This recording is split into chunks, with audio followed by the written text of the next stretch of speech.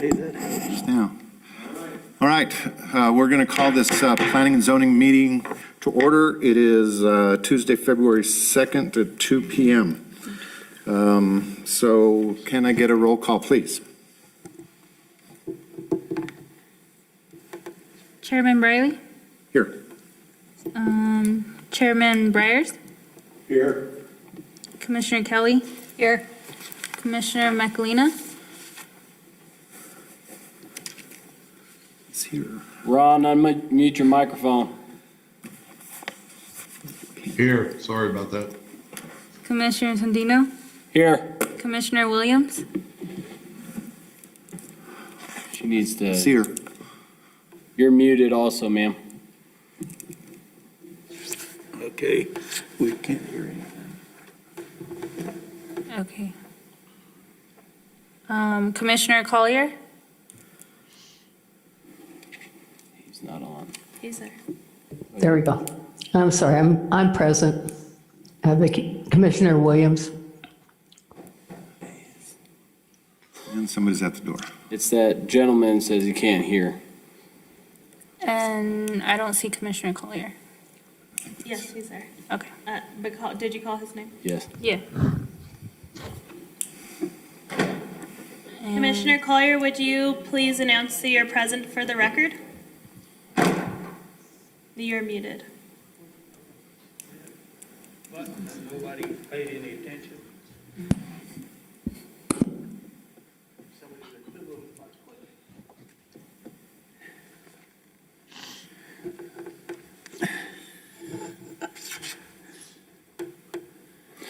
Okay, we have a quorum. Okay, let's go ahead and get started. Are there any declarations of conflict of interest for any items that are on the agenda? Seeing the little screens on TV, I don't see anybody saying yes. No. So, can we get a certification of compliance, please? Notice of this meeting and property posted in accordance with Resolution 2021-01 and in compliance with Section 54-40 of the Village Municipal Code. Thank you. On the approval agenda, Sam, is there a change in the agenda? I would recommend postponing item 6A until the March regularly scheduled Planning Commission meeting. Their revisions were not received in time for our engineer to review them, so I would recommend that the commission postpone that case. So since we haven't heard it, it's not been a public hearing, so we don't need to postpone it. It just needs to be on the next agenda instead of this one, correct? It needs to be postponed though, because it is on the agenda. Don't think so. So I need a motion to approve the agenda with item 6A postponed till the next meeting, or I make a motion to postpone item 6A of our today's agenda to the March meeting due to not enough information at this time. okay, we have a motion to postpone item 6A. Will that incorporate the entire approval of your agenda? Please. That's for you. Yes? Do you move to approve the agenda? Yes. I move to approve the agenda. I have a motion to approve the agenda with item 6A postponed. Do I have a second? So I second. Vicki Williams, second. Motion to approve. Chairman, did you want to go to number 2 for the certification? Huh? Certification of compliance with Resolution 2021. And she read it. Oh, she did? I'm sorry. Hi, Sam. Welcome to our meeting. Thank you. Item 4, the approval of the minutes for the January 5th meeting. Did everybody get a chance to look at it? And do I have a motion to approve or changes? I'll make a motion to approve the minutes from January 5th, 2021. Second. Have a motion and a second. Can I have a roll call, please? Chairman Briley? Yes. Commissioner Briers? Aye. Commissioner Kelly? Aye. Commissioner McAlina? Aye. Commissioner Tondino? Aye. Commissioner Williams, Abstain. She was gone. I wasn't present. Commissioner Collier, Abstain also. Very good. Motion's approved for the approval of agenda. Public input. So this is the part where anybody that wants to speak on issues that are not on the agenda today have their chance.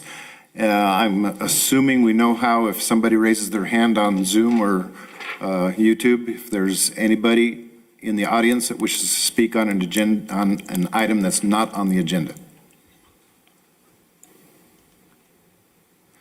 Seeing none, hearing none, we're going to go ahead. Yes, I'm trying to speak. Is there a handout of what's on the agenda? We're sitting in the dark over here in a different room. Apologies. We'll get somebody to run you over. I can meet them at the door if that's okay, but just, let's go.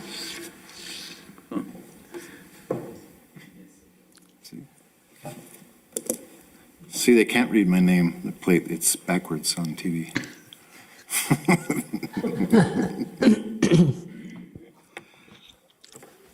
All right, so I'm going to ask again, is there anybody that wishes to speak on an item that is not on the agenda today? All right. Hearing none, we're going to go to item 6B, conditional use for case 2020-101E8. Sam? Thank you, Chairman. The applicant is requesting conditional use approval to place a mobile vending stand in conjunction with Branding Iron Restaurant to attract customers to their business during the COVID pandemic.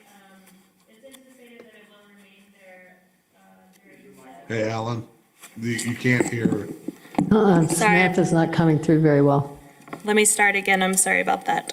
The applicant is requesting conditional use approval to place a mobile vending stand in conjunction with Witt's Branding Iron Restaurant. The mobile vending unit is currently on site.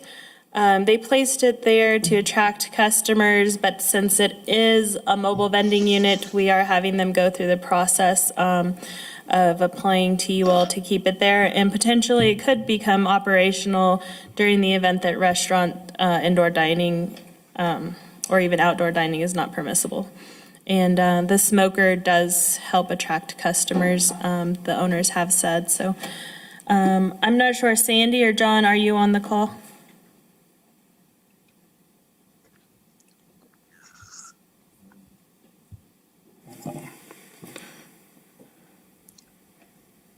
Are the wits available for questions? I don't see them on there. I don't see them on there. So are there any questions of this application to Sam?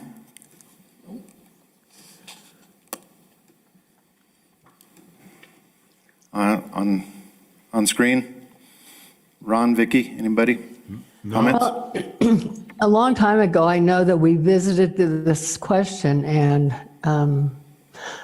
the owners of buildings and businesses in the Midtown area really objected to this because they paid for the property, they pay the taxes on the property, and so on and so forth, and didn't want a mobile unit coming and sitting on their property for a weekend or a day to sell things and perhaps interfere with their normal chain of business. I'm not sure the situation with this. If I don't mind, I do know the owners and I know where it's located, and they are owners of both the building and the unit that's up front. And when it comes to vote, I'm going to abstain. I know the Wits personally, and I know the troubles they've seen for a long time trying to get that business going, but it is owned by the Wits, both. Okay. If I may elaborate, Chairman Briley, Commissioner Williams, this will be in conjunction with an existing building. It's very similar to the type of operation we have at Sacred Grounds. a lot of the issues that have come up with mobile vending in the C3 district is that they don't have a lot size that's large enough to accommodate a mobile vending stand. And in this case, the lot size is more than large enough to accommodate the mobile vending unit. Okay, great. Any more questions from the commission to Sam? If not, I'll entertain a motion.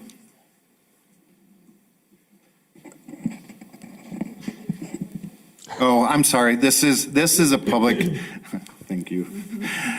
This is a public hearing, so if there's no questions from the commission, I'll open it up, public hearing.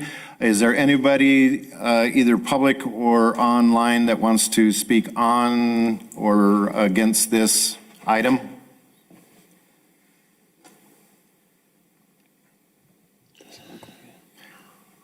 Second call. Last call.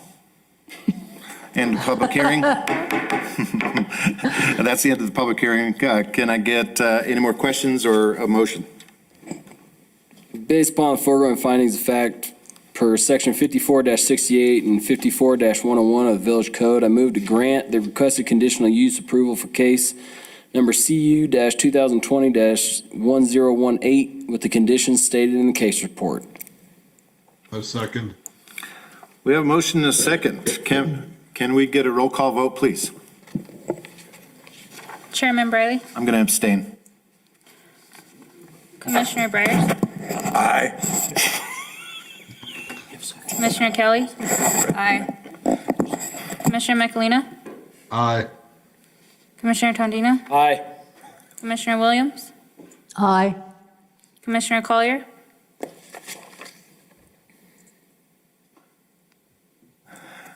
Okay, we passed that conditional use approval. So let's get on to the next case. Item 6 is a variance approval for request for case PV 2021-005. Sam, could you give us history, please? Yes, Chairman, the applicant is requesting approval to encroach 10.7 feet in the front required of the 20-foot setback and 6.5 feet into the required 15 feet setbacks. Their intent is to build an additional bedroom and bathroom. Do we have the applicant on Zoom? I didn't see. Dennis Rich, are you on Zoom? I don't see either of them. Are the applicants on?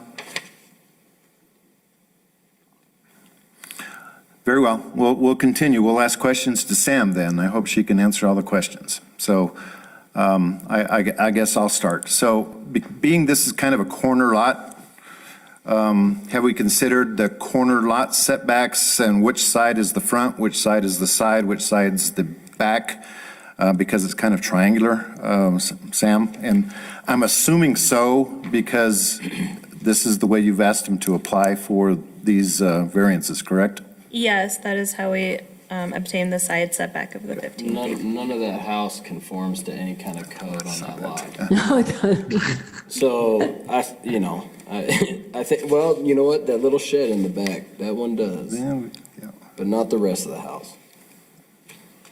And I noticed the front porch, I don't know, southwest porch is already in that setback anyway. So it's already a existing non-conforming use, right? Right. With an irregular shape lot. Any more questions to Sam? Okay, this is a public hearing. I'm going to open the public hearing. Is there anybody that wishes to speak for or against this case? Sam, I think we did have a letter or email. Did we want to enter that into the record? Yes, you all have been provided from Luis Ortega, his correspondence against a variance. He'd like to see the code upheld. Can I ask a question? Samantha, do you see in the future any problem with the encroachment on these areas with village designs or need to use? For like road widening or something, Vicky? Like road widening or sewers or electrical underground or any of that that might come up in the future? Could it cause a problem in getting that done? Commissioner Williams, at this point, I don't see where this encroachment would affect easements or the street there on Carrizo. But that's not to say that future expansion wouldn't happen.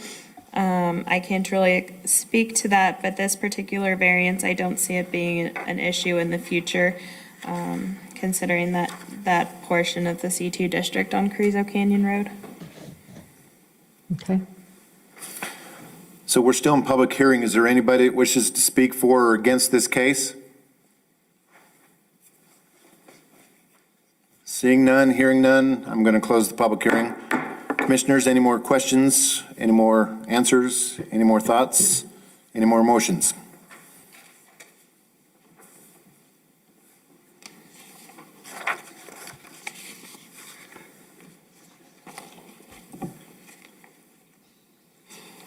Can I hear a motion?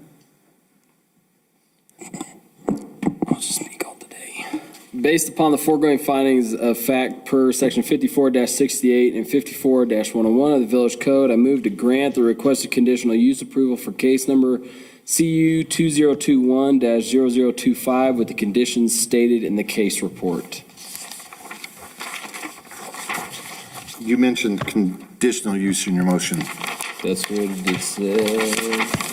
It is a variance. Would you please take that out? I'm going to subtract my statement of conditional use and replace it with variance request. Very good. We have a motion. Do I hear a second? Second. There's a motion and a second. And I guess for the record, I know that the hardship is always what we ask for in the variances, and I see this lot configuration as a major hardship. So where I normally vote against variances, I think I'm going to have to agree with this one. Can I get a roll call vote, please? Chairman Brayley? Yes. Commissioner Briers? Aye. Commissioner Kelly? Aye. Commissioner McElina? Aye. Commissioner Tondino? Aye. Commissioner Williams? Aye. Commissioner Collier?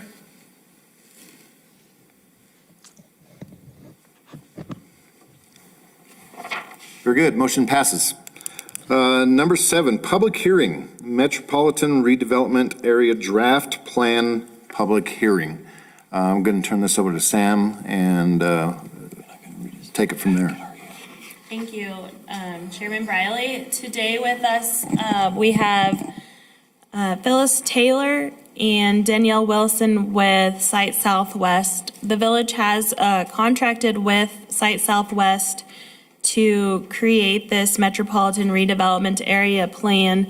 Just a little background on where we began with this. We formed a steering committee made up of property owners and business owners along Sudworth Drive. And we held 2 steering committee meetings. After that, we had mailings and advertisements of a town hall meeting. And through that, it was identified that we needed to expand our district. And so we incorporated Mescalero Trail along with parts of Wingfield and Rio. And so that was added into the plan. So it is not only Sudworth, but also some of the side areas that are blighted and needing some revitalization attention. They have put together a nice PowerPoint for us, so I will let them take control of this meeting.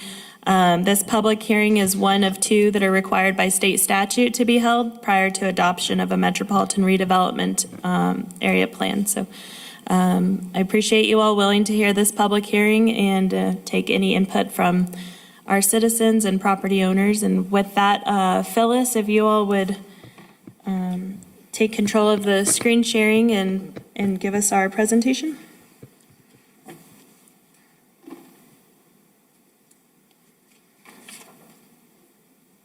You're on mute. Yeah, I'm Phyllis Taylor with Site Southwest. It's been a pleasure working with the village on this. I'm going to share my screen and just go through some background on this project.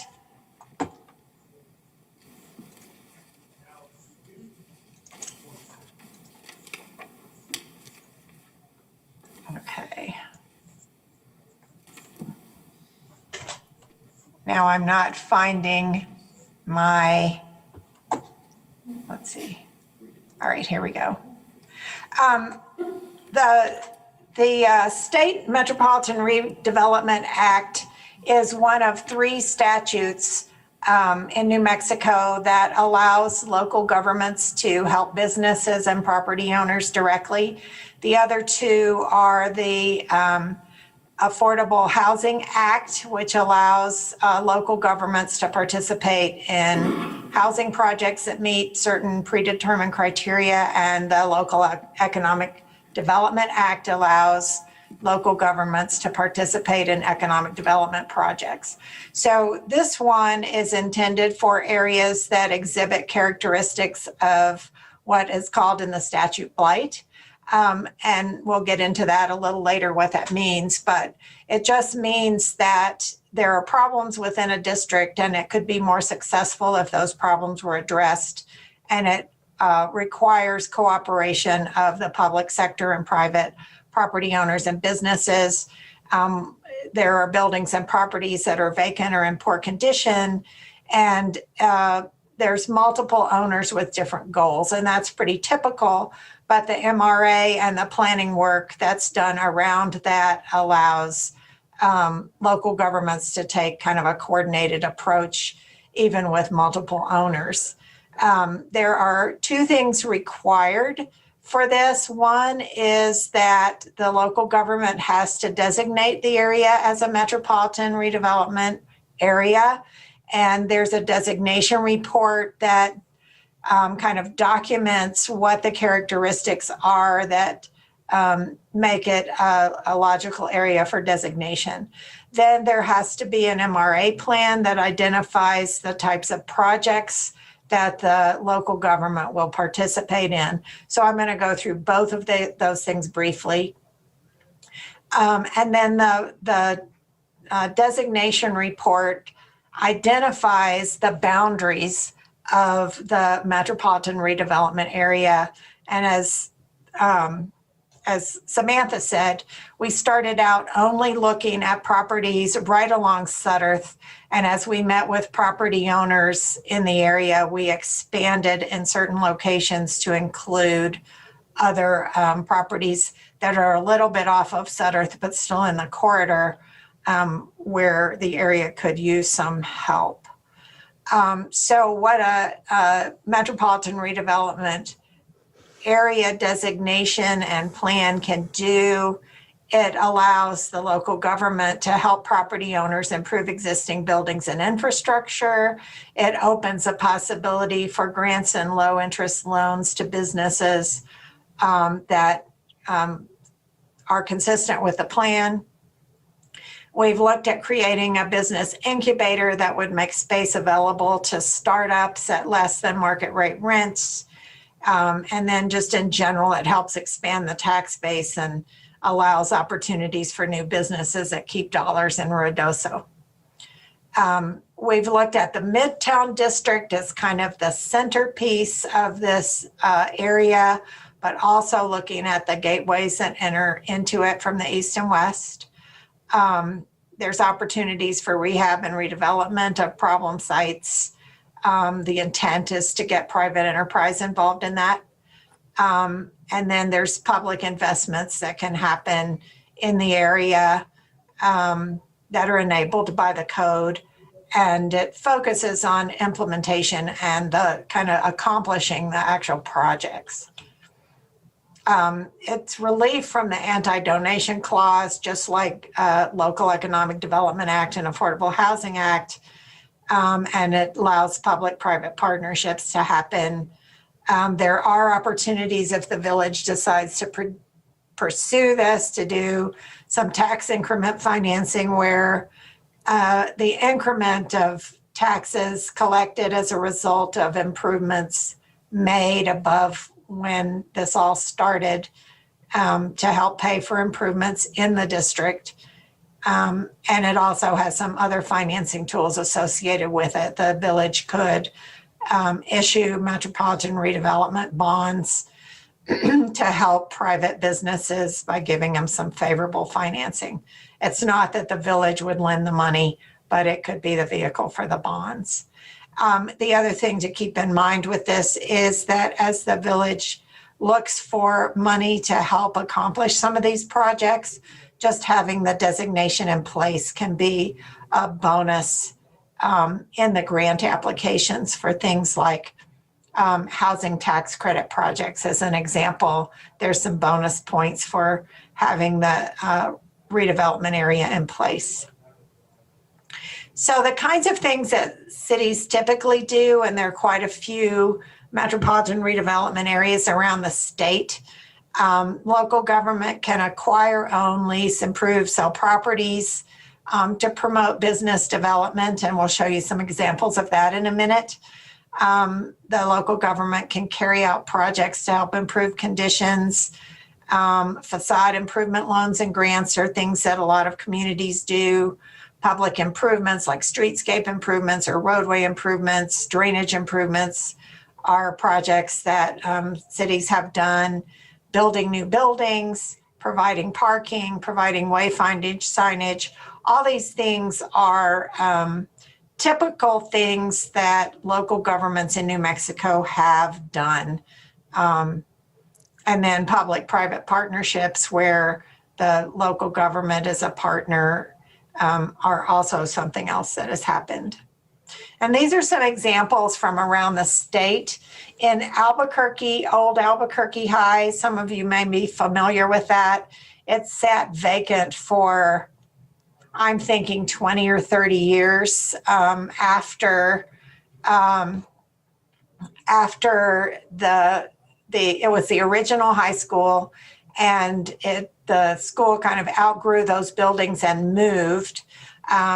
And so the city was able to get hold of the property at a favorable price. It was in not very good shape, and was able to sell that property at a favorable rate to a developer. And now there's housing there, there's some retail, there's some office, and there's some development that has spun off in the area around the high school that had nothing to do with public investment particularly, but it's been a pretty successful project and happens to be right across the street from our office, so we're happy it's there.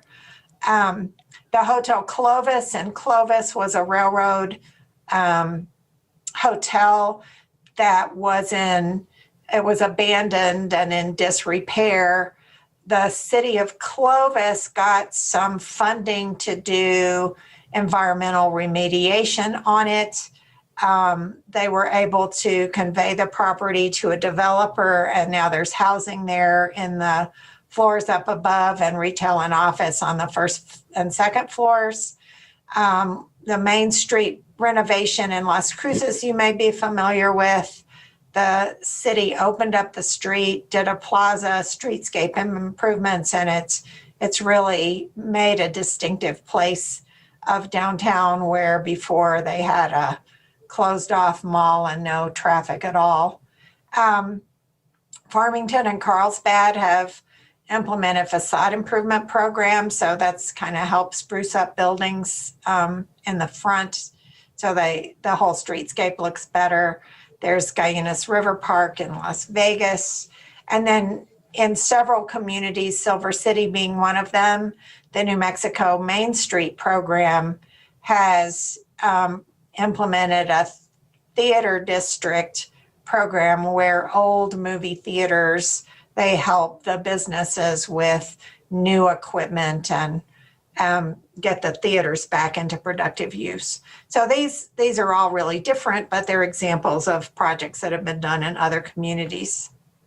For our area, we looked at the Sutterth Corridor from just west of Meacham all the way to the intersection with US 70.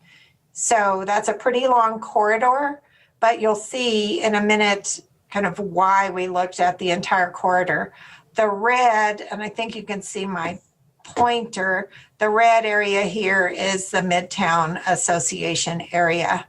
And then we picked up some properties behind to get not all, but a big chunk of the Midtown area, and then the area down near US 70 is one where property owners were interested in expanding the boundary. So that's the boundary that we're talking about. It's a linear corridor. There are certain criteria in the Metropolitan Redevelopment Act that we look for in our designation report. So there's a whole long list of things that can make an area suitable, meeting this definition in the act of what blight might be. Those in red are the ones that we thought were relevant to this corridor. So there's some deteriorated structures. There are sites that are not in great shape. So that might include a parking lot where the asphalt is broken up, or weeds. And in some cases, it's public infrastructure that's deteriorating. There's diversity of ownership, which is common, but makes it more difficult for individual owners to affect change along a whole corridor. And then there are businesses that have closed. And this is true not only because of COVID restrictions, but it was in place before that ever happened. And so looking at the existing conditions, we did a field visit in June and took photographs to kind of illustrate what we're talking about. We did an inventory along the corridor. So they're buildings with broken windows, with peeling plaster, with some of them boarded up. I know that there are a few of these that the owners, they've either recently sold and are being redeveloped, but at the time of our site visit, these were the conditions. Deteriorated site conditions, we're looking at issues like these weedy lots, or here's some broken up parking, and then areas where the public infrastructure, the sidewalks in particular, are not in great shape. There are a number of vacant or closed businesses along the corridor. And I have to say that I don't have that impression of Ruidoso, but when we looked, here's what we found. So this is the western part of the corridor. So the yellow here, those are areas where the sidewalks need help. The orange is deteriorated sites, and the dark orange is buildings that need help. So there's vacant lots and vacant buildings. And then this blue is our boundary. So you can see it's not everywhere, but it's scattered. Those conditions we were looking for are scattered throughout the corridor. Here's the eastern section of the corridor. There are some deteriorated buildings in there and deteriorated sites. And a lot of the issue down here is just there aren't any sidewalks. And the public improvements are lacking in that part of the corridor. We also looked at buildings for sale or for rent, and we took photos of all the buildings that were for sale when we were there. And then we used Google Maps or Google Street View to make sure that we were in the right parcel when we were putting this map together. And it looked to us like in a lot of cases, we were looking at exactly the same sign in a 2018 Google Street View as we were in our 2020 photos. So I think, the idea would be that this area could be marketed. You could work to match up businesses with the vacant properties and get those buildings into productive use. So there wasn't that much for rent, but there's quite a few buildings for sale. And then same is true on the east end.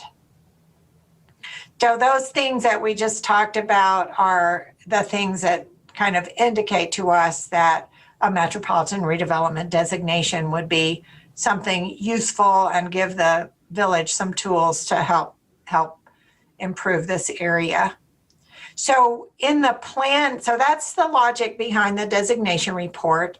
Then in the plan itself, we have descriptions of, those conditions as well as the positive conditions, because it's a very cool retail area. And then we had the meetings that Sam talked about and sort of talked to people about what they thought were the most important improvements that could happen.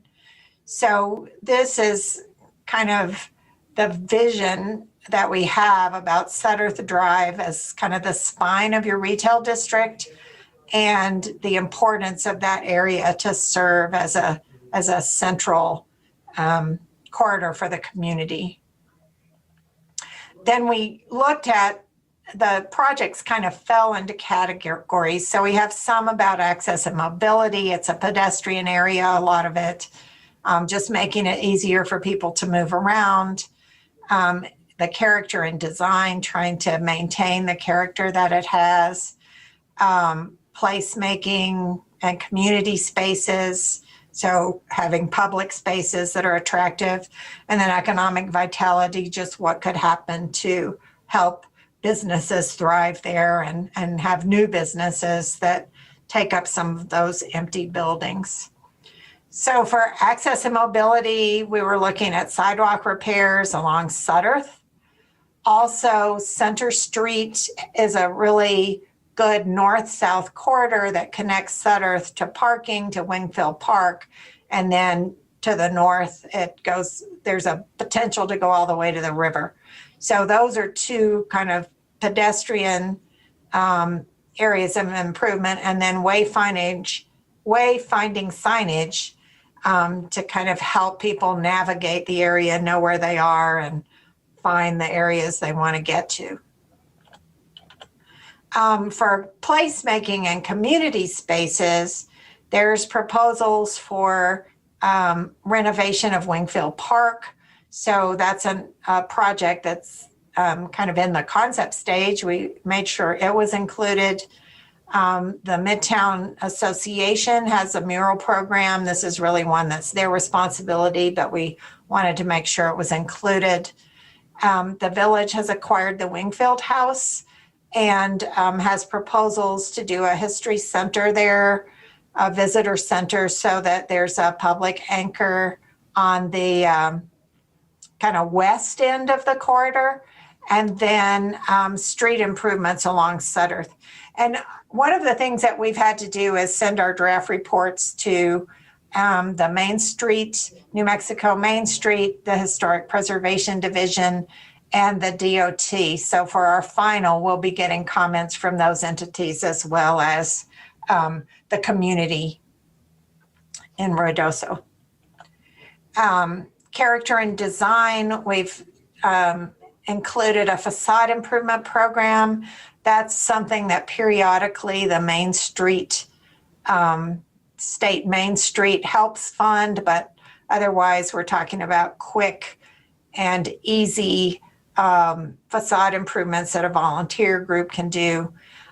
Same thing for potentially signs, helping people have attractive signs that fit with the corridor's character. And then being able to put the vacant sites and business buildings into productive use.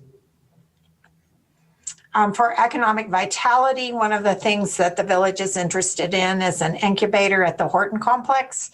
And that has space. There's been a lot of discussion about, outdoor recreation and small businesses related to outdoor recreation. And we think some of those small business might get a boost if they had a affordable place to get started. Looking at the village ordinances, one of the things that the businesses kind of brought up and advocated for is being able to have more housing closer to them. So looking at the commercial districts along Sutterth and having the ability to include more housing in those districts is part of the ordinance update. Also looking at small scale manufacturing and making that part of what's allowable along that corridor in conjunction with a retail storefront. And other communities have done something like that to allow breweries to operate and also manufacture in the back. So that's a pretty common thing along corridors like this. And then the residential development that we talked about earlier, allowing by zoning, is something that the businesses were supportive of. So that's kind of the nutshell of what we're proposing in the plan. And as I said, it's been out for a week or so for review by the state agencies and the community. So we're just looking for comments to incorporate into our final and move it forward to the village council. Do you have any questions? Thank you, Phyllis. We'll ask the commission if they have any questions first. I have a comment or a question. The Rio Street, I didn't hear it mentioned, and I have for years wanted to see the realignment of Rio at the Eagle intersection. Is that being considered? I know we had discussions of Rio and kind of in conjunction with extending pedestrian improvements on Center and looking at parking in that area. Samantha, you're going to have to refresh my memory. I don't remember realignment coming up, but we could mention it. I don't know if the improvements are to the extension of realignment, but I definitely know the Redosa Midtown Association has entered into a contract with an engineer to look at improvements on Rio, and it's going to tie in with a watershed project Eric Boyda has. Are they talking about realigning that street, though? I don't know all of the details. I don't want to misspeak. But that is something I think they we should. can. Yeah, we can definitely follow up with them. I think it would encourage an easier flow of traffic, which it would also encourage more development on Rio, and it would just expand the Midtown area. I'll follow up with you on what the plans entail.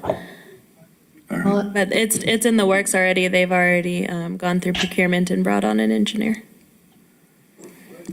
Yeah, the improvements on Rio and trying to make it a more attractive piece of Midtown was definitely part of it. I just don't remember the realignment either. Other questions from the commission? Sam, the process of this is an official public hearing that we take public input and everything as well, correct? Okay. Right. Could I make a comment or ask Go ahead, a Vicki. question? Go ahead, Vicki. On Rio Street, there are even condemned buildings that are still standing. Are those going to be taken care of? And if so, what are the plans in getting that done? And that's right behind Midtown area. Commissioner Williams, at this point, this is only a plan. I see. So we're just trying to identify areas of need, of revitalization, sidewalks that are deteriorating, blighted properties, and vacant. This will help us be able for public-private partnerships if we wanted to do a clean and lean. That would be one option that we already have in our tool bag. We would be able to just look at different avenues for cleaning up those sites that you just described. Thank you. And I think what we'd want to do with you, Sam, is make sure that those buildings are on our map and identified as being in bad shape. Okay, commissioners, before I open it to public hearing, any other question or comment real quick?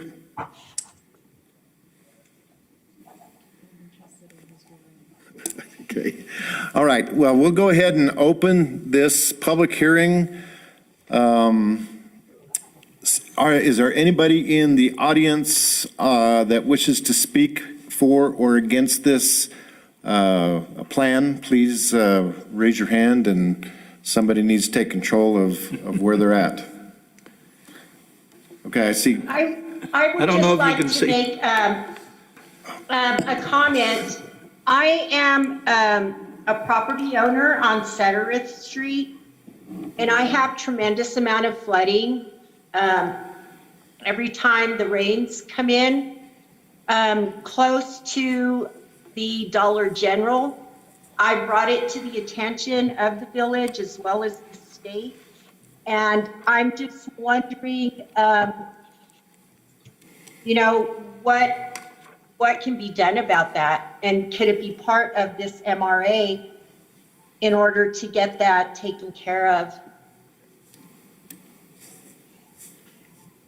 Phyllis, does the MRA address drainage?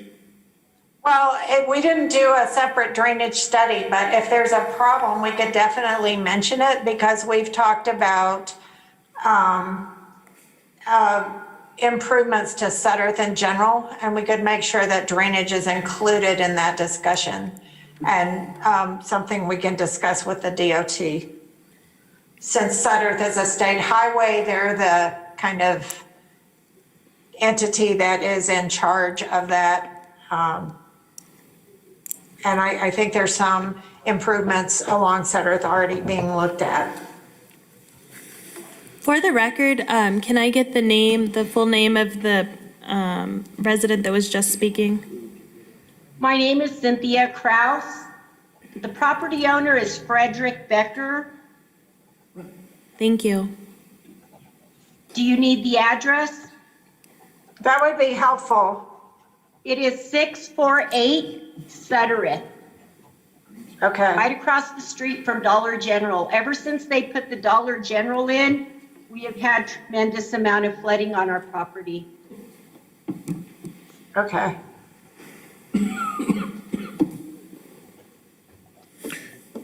If there's anybody else that wishes to speak at this public hearing, please state your name before you state your issue, please.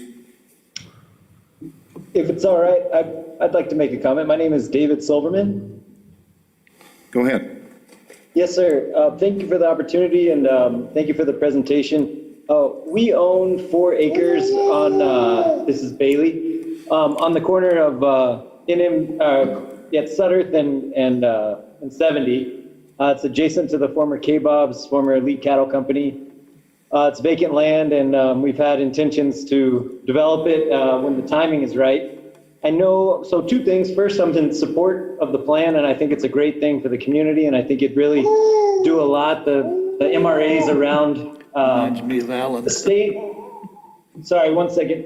The MRAs around the state who have done this have done a really good job, and it's made a real impact. I would just suggest that there be coordination done with the Department of Transportation on a proposed roundabout. I know it's been kind of in dialogue for quite a while, and I think maybe if this is an impetus to make this happen and really improve the circulation at that intersection, it would be a good time to maybe incorporate that as a goal of the plan. So I appreciate your time and support the plan. Thank you.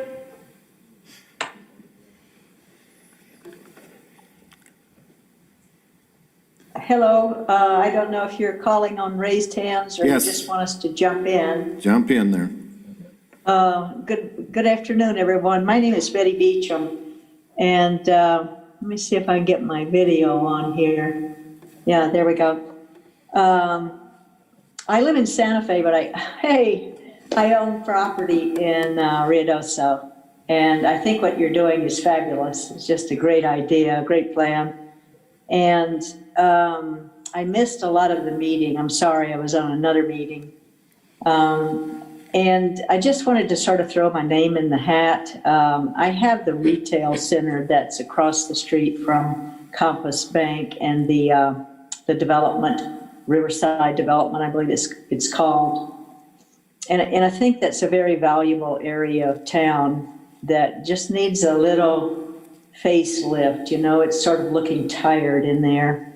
And the sidewalks are deteriorating, and there's just a lot of opportunity on some of that. There's some vacant land, some old buildings that need to come down that would really extend the Midtown area, and I think be of a benefit to everyone. I will try to catch up on what was said. If this meeting was recorded, I'll listen to it all, but I will be at the next one. And my name is Betty Beecham. The address of my property is 1701 through 1717 Suttereth. The Domino's Pizza is right there, is one of the anchors. And we'd like to be a part, we'd like to participate, and like to help out. So thank you for letting us speak. Thank you so much for what you're doing. Thank you. Thank you, Betty.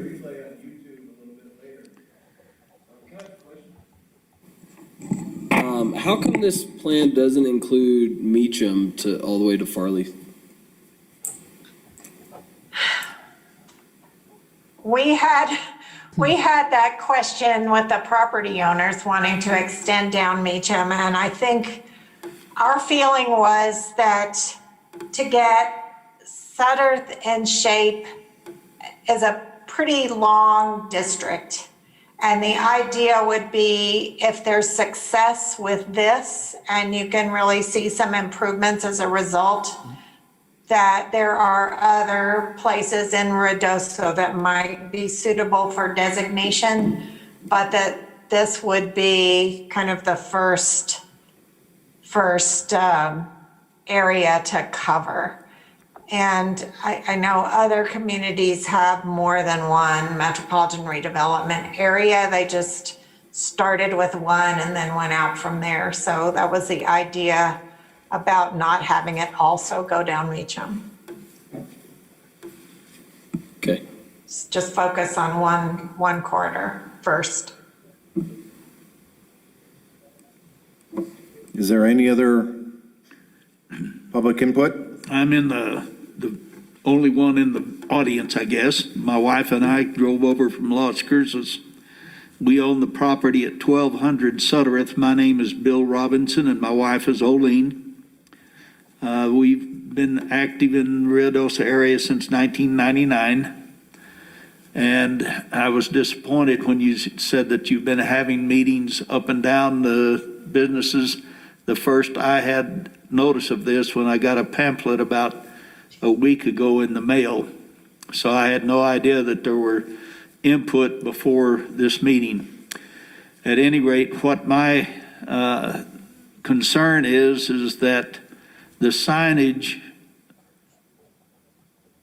at the corner of Evergreen and Suttereth to go down Evergreen to get on Carrizo Canyon, it has a combined sign that says in small letters somewhere, this is where you turn to go to the end of the mountain gods.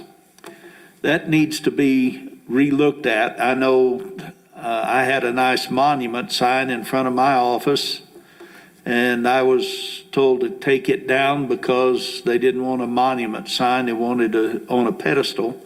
Now I've got an ugly pedestal sign.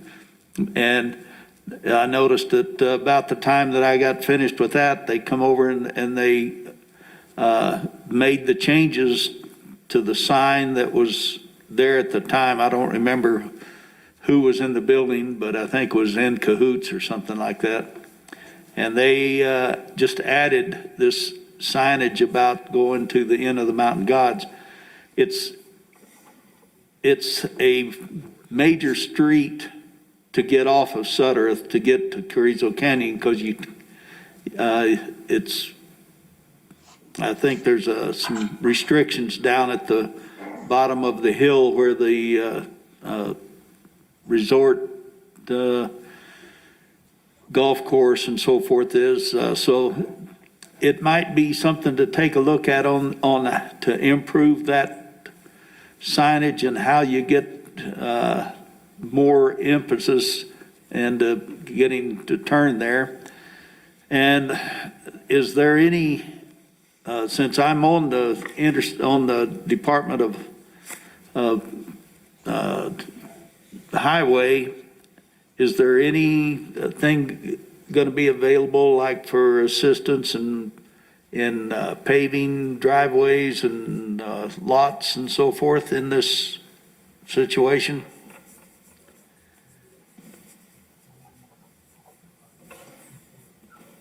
I think we were mostly looking at trying to get the sidewalks in better shape, or in the case of around US 70, to get sidewalks installed. And that would include just the entry into a drive that's within the right of way. But general site improvements are something that's desired, so I think the focus, though, was going to be in the right of way and then just looking at buildings and sites in general for improvements. And we hadn't really gotten as specific as to exactly what that looks like, other than helping the properties improve in general. Well, if you can take a look at that, at that intersection and that, in our location, it's a log building, and it's, when we put it in, it was one of the nicer looking buildings on Sutterth, and then there's been some improvements up and down the street that are competitive to us, but I think overall, it's still one of the nicer looking buildings on Sutterth. Okay. Any other public that wishes to speak?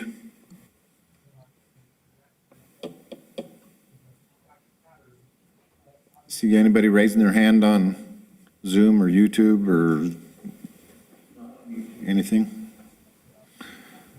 Okay, well, I'm going to have one more call for public input during this public hearing.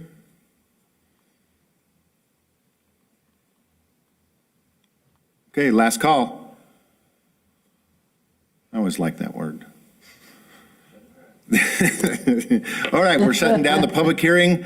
Let's go ahead and I guess, Sam, what is the process? Is this an official vote we have to take? Do we postpone it because there's more than one public hearing? What is our process going forward? From the public hearing today, I'm looking for a recommendation of approval or disapproval of this plan to village council. So this is a recommendation to council. Okay. All right, any commissioners have any questions, comments?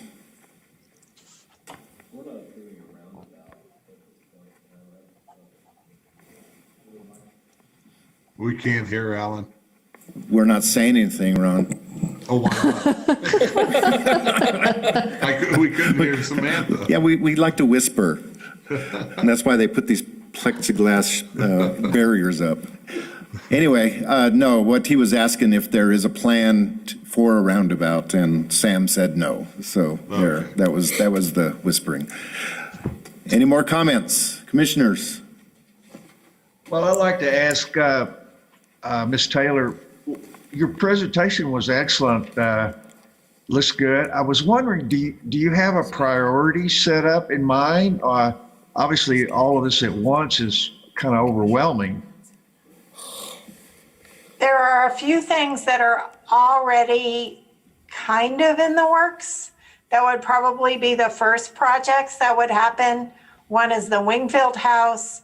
One is to get a start on the sidewalk improvements on Sutterth and Center Street.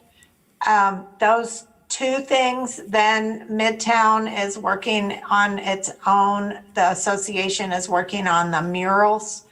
So, and then the village also has its Clean and Lean program in place. And so far, it's been successful in getting the owners to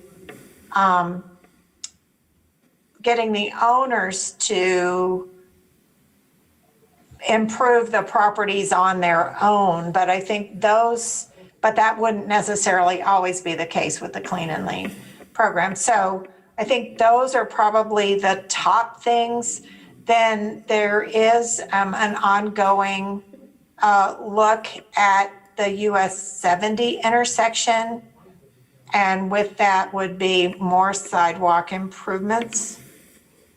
So I think some of the basic infrastructure and getting that in place is probably the highest priority. And then, and next would be the incubator. So Wingfield House, sidewalk and other pedestrian improvements, US 70 intersection, which is a cooperative project with the DOT, and the incubator.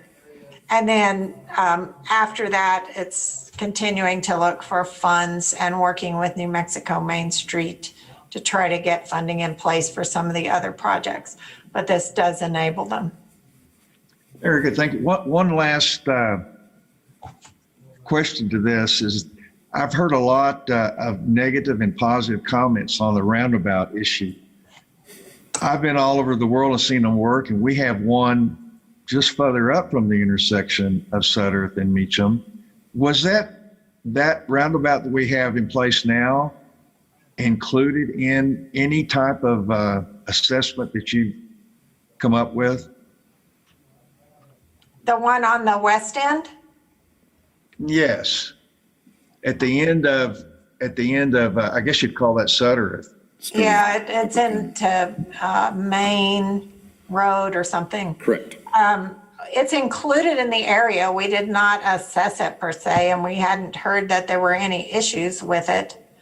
I think that the engineers that are looking at the east end are just trying to find the best intersection configuration, which may or may not be, I mean, it could be something other than a roundabout.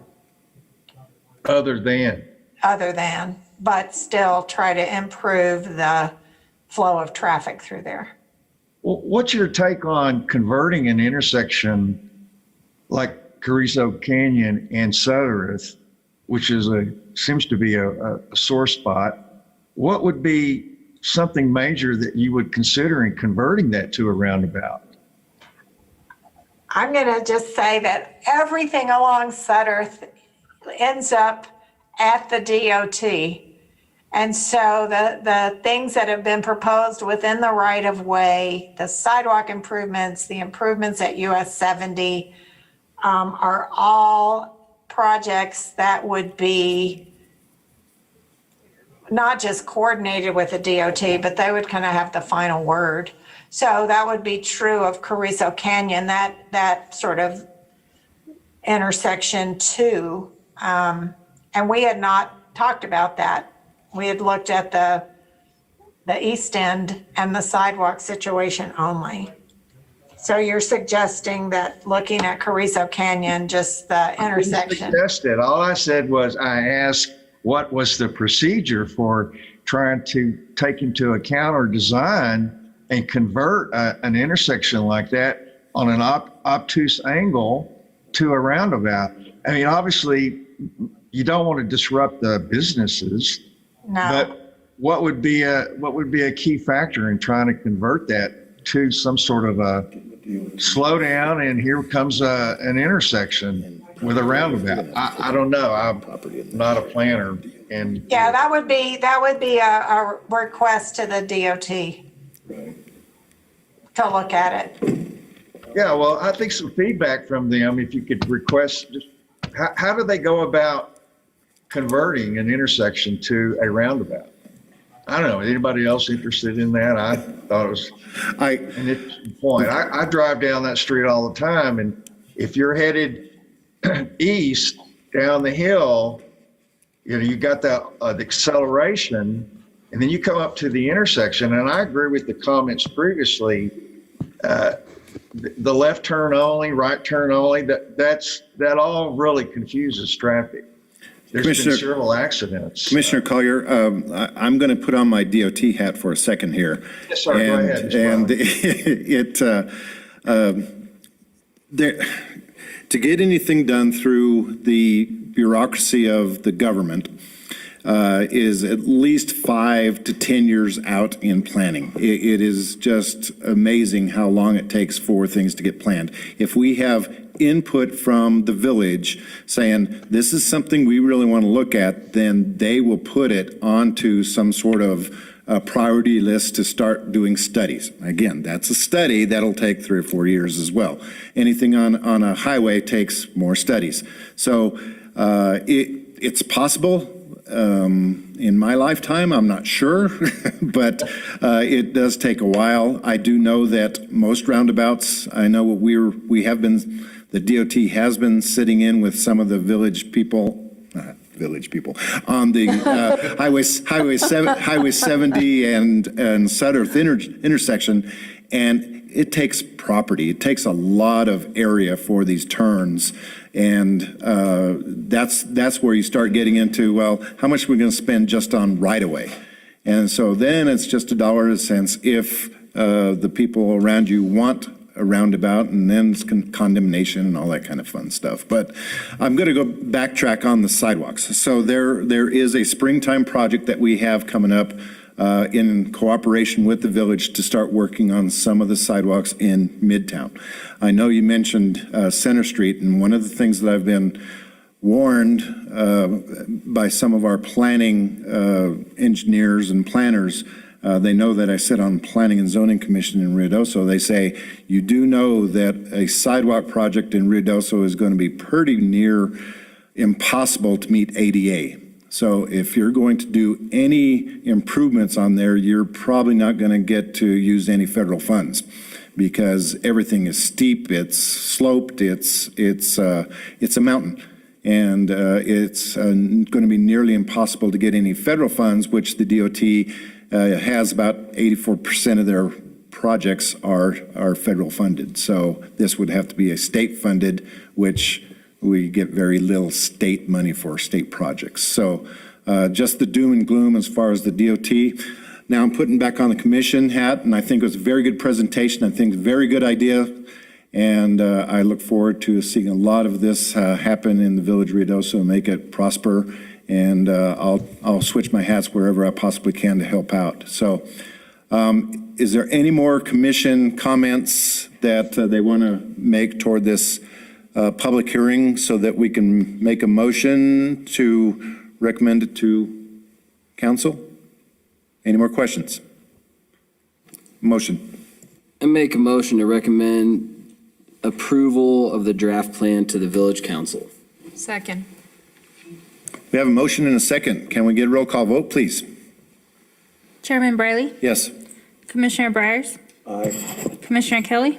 Aye. Commissioner Michelina? Aye. Commissioner Tondino? Aye. Commissioner Williams? Aye. Commissioner Collier? Aye.